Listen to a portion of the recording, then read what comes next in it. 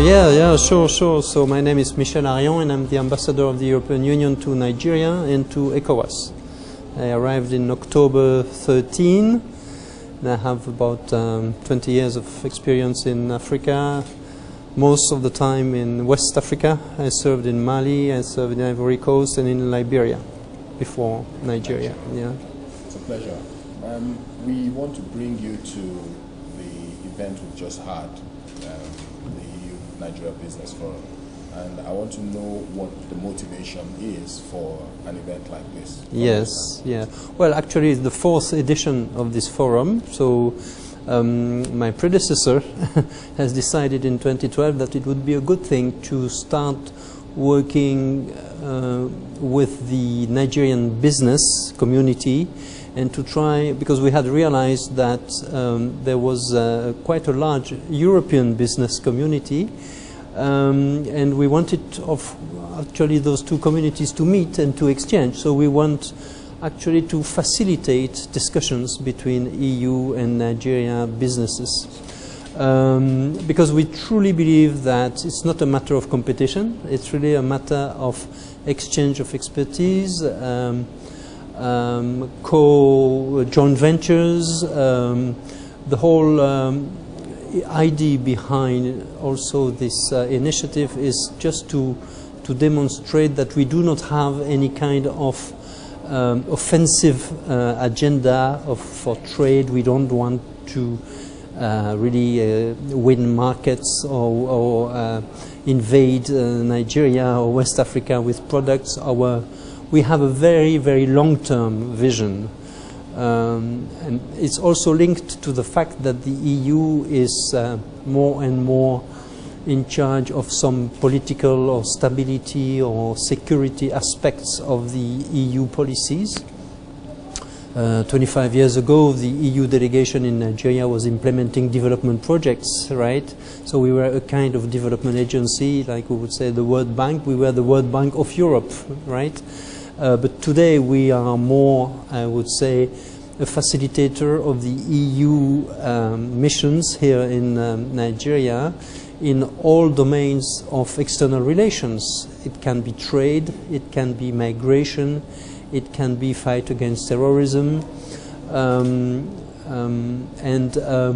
you know, since the recent evolutions of the European Union, the Union as such has got some competences in foreign policy.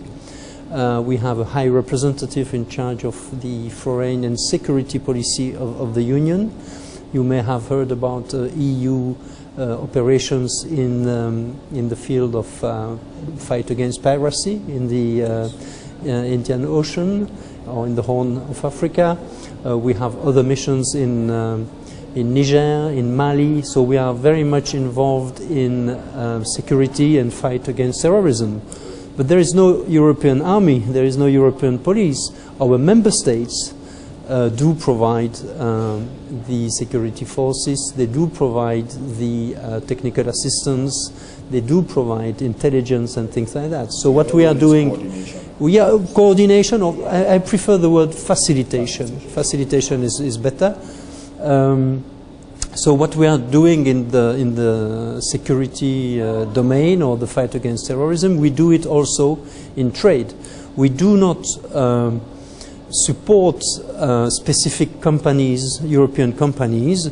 We do support rather the enabling environments, that is the conditions that are absolutely necessary for the European companies to invest in Nigeria, and those companies will invest in Nigeria if they are satisfied with, for instance, the rule of law, the protection of their investments, the tax environment, the availability of resources, more human resources than financial resources. Very often the investors, they come with their bank, they come with their funding, own funding or external loans, but funding is never a problem, I would say.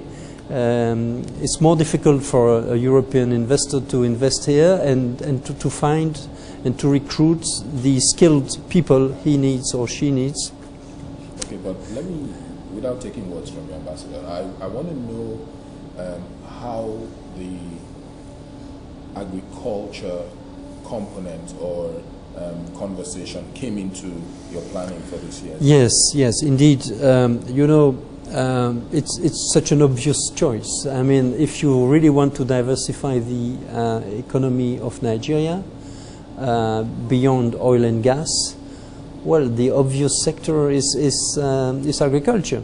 If you also look at the composition of the gross domestic product, or you will immediately see how the primary sector does contribute to the GDP, and if you exclude oil and gas, it's agriculture. But it's primary sector. Primary is just extracting, right? It's an extractive industry in a way, agriculture. So what we have seen also after the exercise of rebasing the GDP, how the tertiary sector, that is services, was quite large in terms of services, financial services. The banking sector is quite developed in Nigeria. Logistics, transport, also ICT, not bad. Tourism, unfortunately, not much, not enough. But art, Nollywood, we suddenly discovered that Nollywood was contributing to a few points in the GDP, which is a lot compared with the global amount. So what is really missing is the secondary sector, that is industry. And so how to transform the primary sector into a secondary sector, that's agricultural transformation, that's agribusiness, agri-industry. And we have a long tradition. All countries have gone through this transformation, this evolution from primary to secondary, from secondary to tertiary. A lot of people in Europe do complain and do regret our disindustrialization, because we are becoming more and more a tertiary economy, right? So we have gone through that development of the secondary sector with our industrial revolution, which was not only coal and steel, but it was also agri-transformation. The European companies are the biggest in the world in terms of food and other products that are that result from the transformation of agricultural products, right? So we have the know-how, we have the people, and that's why we have focused the agenda of this forum on this diversification in agriculture, insisting on the value chain, right? That's absolutely key to understand. This concept of value chain is important.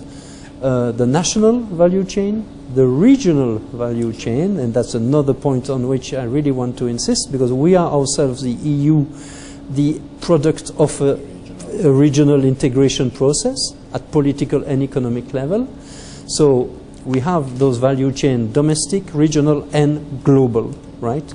And we wanted to exchange views and to discuss the interest and the importance for Nigeria to be able to benefit from those regional and international value chains. So when you start discussing diversification in agriculture, you immediately ask the question, okay, where do I buy my equipment? Where do I buy my machinery? Where do I buy my inputs, my fertilizers, my seeds, my everything?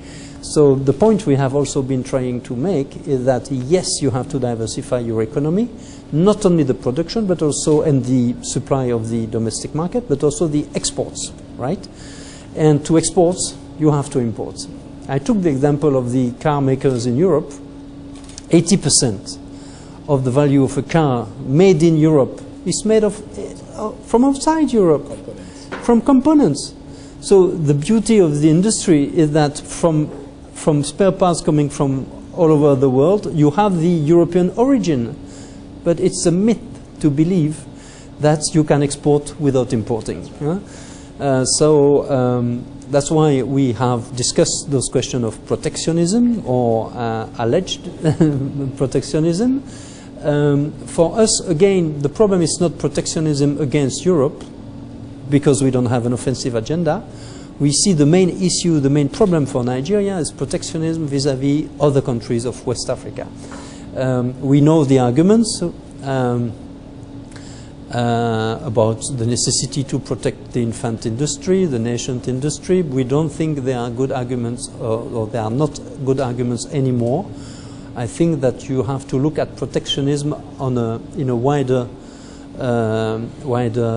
spectrum, I would say, just looking at how the ECOWAS has to protect itself from importation, from bad importation, because not all importation are bad or good, and that is the CET, the Common External Tariff. So that was a wonderful decision to agree to adopt the CET in October 2013, already 2 years ago. Now it's high time to implement it, to apply it, right? Okay, Ambassador, when in recent times we heard the EU had banned, the importation of some fresh produce from Nigeria. It caused a big stir locally. Can you please speak to that issue before we begin now? Yeah, sure. Well, unfortunately, it's again, unfortunately, it's a wrong information. Actually, there is only one product that has been banned. It's not that fresh. It's dried beans, okay, and it's not at all to protect our markets. We have no market of dried beans. We don't produce dried beans.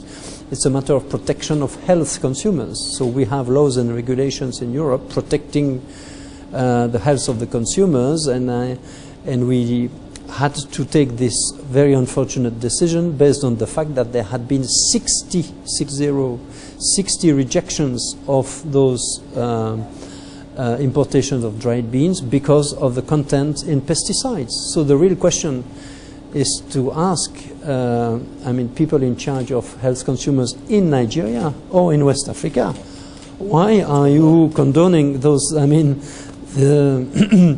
those products being marketed? It's a question of post-harvest. So it's not the farmer that is here put into question. It's the traders who keep those dry beans in warehouses. They are treating the products against infestation, and they used banned and very bad for health pesticides. So those pesticides actually should be prohibited. It's as simple as that. We hope Nigeria will take the appropriate measures to make sure that the products that are used by the warehouse keepers and other companies in charge of fighting infestation by insects, etc., do use the appropriate product. It's also a matter not only for the Nigerian consumers, as I said, but also the neighboring countries, because if those dry beans are rejected from Europe, they will find their way in Niger, in Cameroon, in wherever you can. So that's very unfortunate.